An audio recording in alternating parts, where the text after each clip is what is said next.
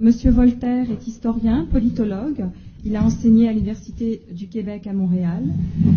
Il a été membre du Conseil des arts et de la communauté urbaine de Montréal. Il a été directeur du programme de communication des Nations Unies en Haïti. Il est directeur fondateur du CILICA, qui est le Centre international de documentation et d'information haïtienne, caribéenne et afro-canadienne. Il a aussi été consultant pour l'Organisation des États américains et l'ACDI. Donc il a produit et réalisé, je tiens à le préciser, 5 documentaires, dont Port-au-Prince, ma ville, donc en 99.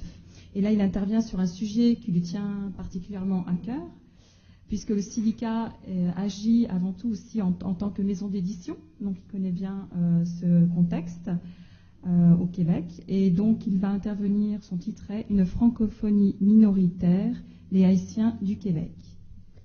Bonsoir à tout le monde, et puis merci d'être ici, et puis merci à Erika qui m'a invité, parce que moi je ne fais plus partie, n'est-ce pas, des cénacles universitaires depuis bien très longtemps, bien que je garde contact avec mes amis des universités.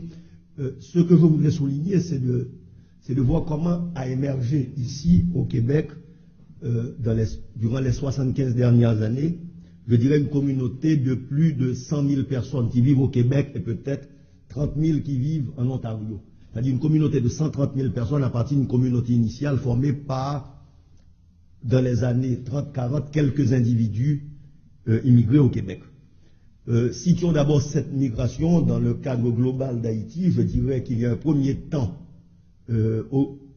entre 1900 et 1958 où les migrations d'Haïti vers l'extérieur sont essentiellement des migrations de travail. Elles vont essentiellement dans les batailles de la République dominicaine comme migration de main-d'œuvre.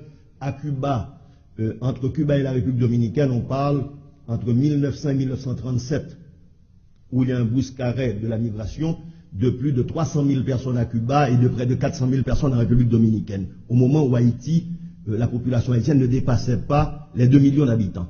On parle aussi aujourd'hui, en termes de cette migration, de plus de 4 millions d'Haïtiens, de descendants d'Haïtiens vivant à l'extérieur. Donc il s'agit d'un phénomène majeur, c'est-à-dire un tiers de la population haïtienne vit à l'extérieur. Elle s'est constituée, se représente sur le modèle, je dirais, des diasporas juives. C'est son modèle qu'elle s'est constituée à partir des années 86, c'est-à-dire considérant qu'elle fait partie, elle est la partie en exil du pays. À un moment même, je pense que dans la représentation territoriale, on parlait qu'Haïti était constitué de 9 départements géographiques et du 10e département qui constituait la représentation haïtienne à l'extérieur.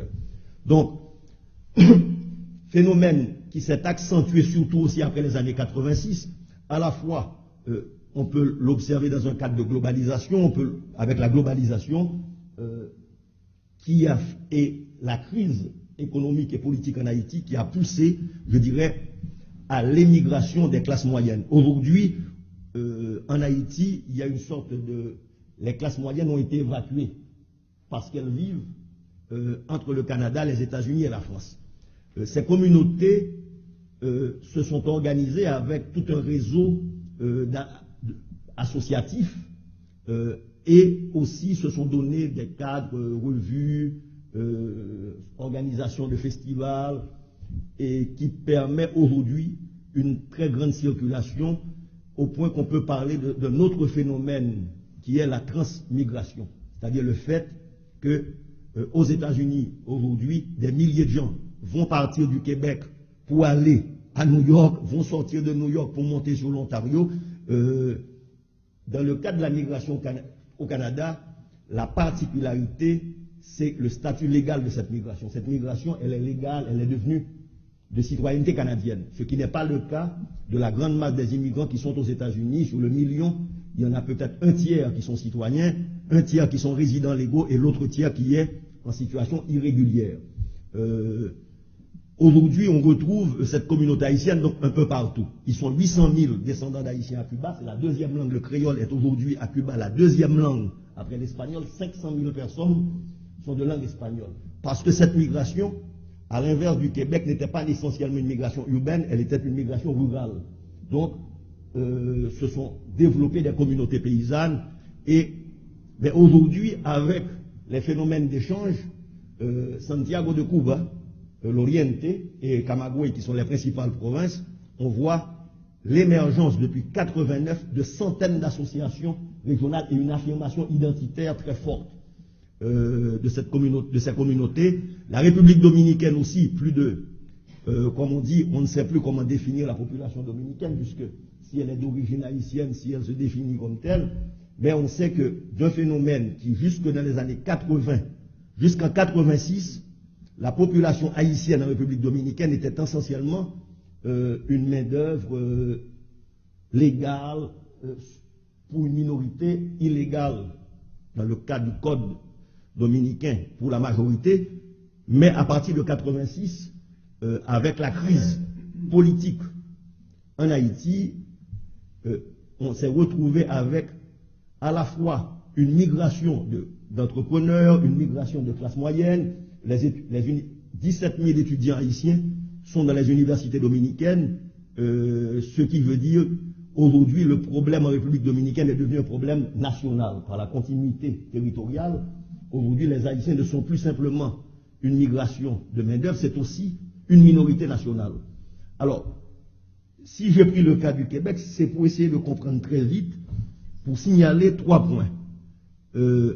Comment donc va se constituer cette communauté qui a pu se constituer, c'est-à-dire avec au Québec, avec ses maisons d'édition, ses poètes, ses musiciens, ses peintres et ses institutions culturelles.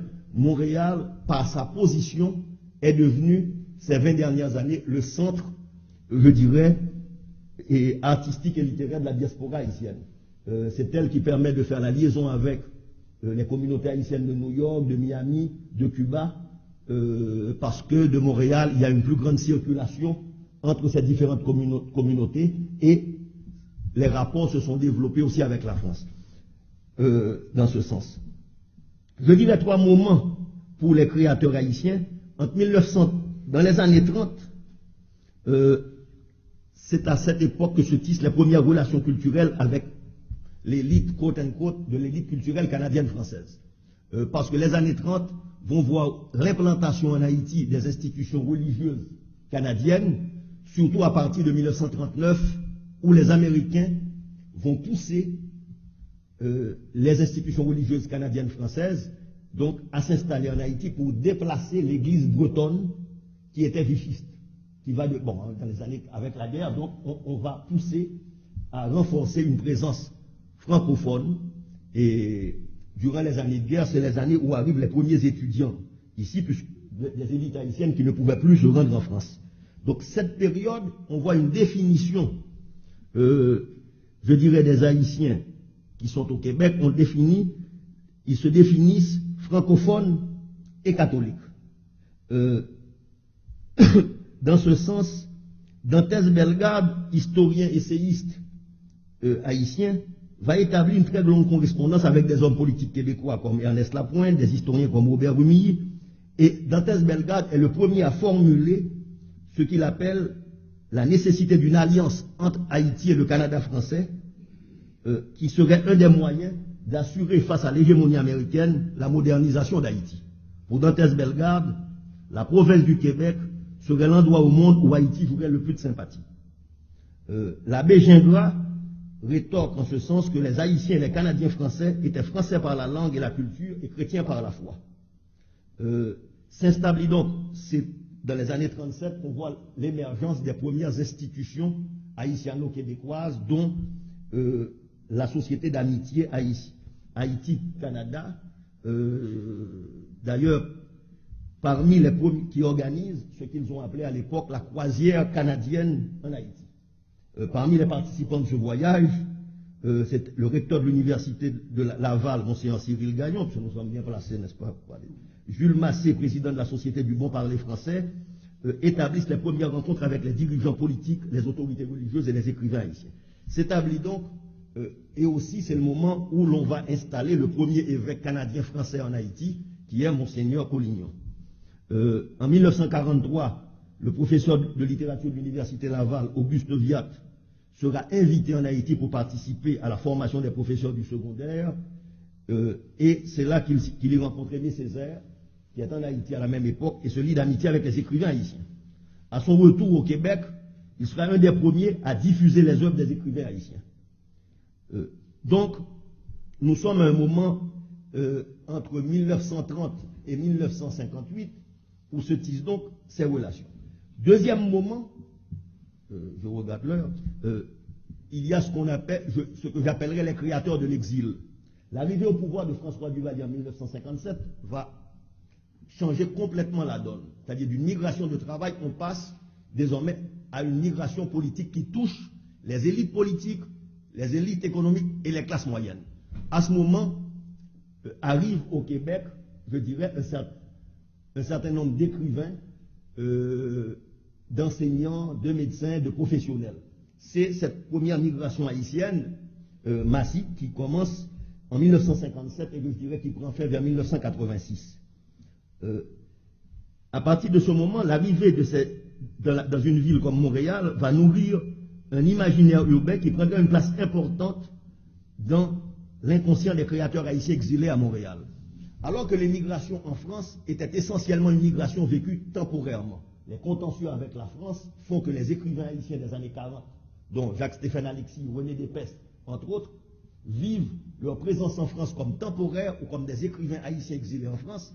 La présence, l'arrivée ici au Québec dans les années 50, font que pour ces écrivains haïtiens, ils s'inscrivent à la fois au Québec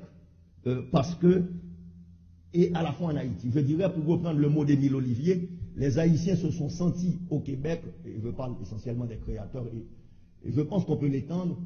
Émile Olivier disait que nous étions Haïtiens, Québécois le jour et Haïtiens la nuit. Et effectivement, c'est le moment où les Haïtiens arrivent dans une ville en pleine mutation, un Québec en pleine effervescence, et c'est à ce moment, je dirais, que se nouent ces relations avec Montréal. Dans les années 60, un centre va jouer un rôle important, c'est le Père Fouad d'Haïti. Le Père Fouad d'Haïti va devenir un pôle d'attraction non seulement pour les artistes haïtiens ici au Québec, mais aussi deviendra le lieu de rencontre avec les lundis du Père Fouad entre les écrivains haïtiens Serge Le Gagneur, Roland Morisseau, Gérard Véitienne, Anthony Phelps et les écrivains québécois qui deviendront les écrivains marquants du Québec, Gaston Miron, Paul Chamberlain, Raoul Duguay, Denise Boucher, Nicole Broussard, Gilbert Langevin, Michel Beaulieu. C'est le moment que se noue un rapport, de même que dans les années 30 s'était noué un type de rapport entre les écrivains haïtiens et les écrivains du Québec. Ces écrivains qui fuient la dictature sont des écrivains en rupture aussi avec, je dirais, la tradition, l'Église catholique, et beaucoup d'entre eux sont marqués par la gauche, se rencontrent donc, se forme un moment privilégié entre ces écrivains. Et je dirais, le troisième moment voit l'émergence, parce que je pense que j'arrive à l'heure, n'est-ce pas? Bon. Troisième moment, c'est le moment, je dirais, des années qui suivent les années 86. Avec la chute de Duvalier se pose la question du retour au pays. Se pose la question d'une redéfinition par rapport au pays. Et les années 86, 2008 sont des années où il y a certes un retour d'écrivains au pays, mais il y a surtout l'établissement de rapports nouveaux. Ce n'est pas que les gens vont s'établir en Haïti, c'est que les gens circulent en Haïti. Et donc on voit de Paris, de Cuba, pour la première fois, je dirais, Montréal va devenir effectivement cette grande plaque tournante, parce que de Montréal, les gens peuvent monter à Cuba, ou le festival, par exemple, depuis 27 ans, il y a ce qu'on appelle le Festival de la culture des Caraïbes, qui est à Santiago, avec une très très forte présence des communautés haïtiennes de Cuba, mais des communautés haïtiennes de l'exil. Donc les gens peuvent se retrouver. Ces écrivains, les écrivains haïtiens qui sont aux États-Unis, ou critiques littéraires, ou enseignants, ou artistes, passent par Montréal pour entrer sur Cuba, pour se retrouver. Donc Cuba devient, à Santiago de Cuba, un des lieux aussi où se retrouvent les Haïtiens. Et or, il ne s'agit pas de voyage initiatique comme à la Havane, il s'agit plutôt que Santiago va devenir, comme Montréal l'est, un autre lieu de rencontre des écrivains haïtiens, parce qu'avec la fiesta, c'est la fête de la culture des Caraïbes, Santiago devient le centre culturel de la Caraïbe où se retrouvent les écrivains de peu partout de la Caraïbe. Les Haïtiens se retrouvent donc dans une situation, pour terminer, si à Montréal, il y a une continuité linguistique avec le fait français, aux États-Unis, la langue a changé. C'est-à-dire les écrivains haïtiens américains écrivent en anglais. Et peut-être, on connaît l'œuvre, peut-être, elle a été prix littéraire national aux États-Unis, Edwidge Danticat. Edwidge Danticat écrit en anglais et est traduite en français. Et effectivement, des écrivains commencent même à écrire en espagnol. On a le cas d'écrivains haïtiens qui choisissent la langue espagnole, le créole. Et c'est le moment que se joue que la langue nationale devient effectivement le créole. C'est-à-dire, le créole prend une place institutionnelle en Haïti en 87. Il est inscrit dans la Constitution. Et à ce moment, je dirais, sauf pour la communauté haïtienne de Montréal, qui s'est dotée d'institutions, la plupart des communautés ont changé de langue. Ont changé de langue littéraire. C'est-à-dire les Haïtiens cubains, c'est l'espagnol qui est leur langue littéraire. Ce n'est pas le français. Les Haïtiens américains qui sont beaucoup plus nombreux, c'est-à-dire on parle d'1 million d'Haïtiens aux États-Unis. Simplement la ville de Miami. Si on prend la grande région de Miami, ils sont 500 000 les Haïtiens à Miami. Avec 400 institutions, des radios, des télévisions. Et effectivement, Miami devient, avec Montréal, un des autres pôles culturels haïtiens. Miami est beaucoup plus un microcosme de la société haïtienne que Montréal. Mais c'est Montréal qui devient, et je dis, ce centre francophone important, et c'est grâce peut-être à l'existence d'une communauté haïtienne à Montréal que même en Haïti, je dirais, le français continue de jouer un rôle important. Parce qu'il y a une perte, effectivement, face à l'anglais, face à l'espagnol, où des questions se posent. Aujourd'hui, on parlait de la question du Rwanda qui vient de décider d'imposer l'anglais comme langue. Je crois que ce sont des questions aussi qui se débattent en Haïti, où on parle du rôle entre le créole et le français, où des gens posent la question qu'il faudrait faire du français une langue étrangère enseignée face et non plus une langue nationale. Donc, c'est cette présence à Montréal, sa proximité qui font qu'il y a encore une continuité. Bon, j'arrête là parce que je pense que j'ai dépassé mon... C'est bon, vous êtes vraiment dans les temps.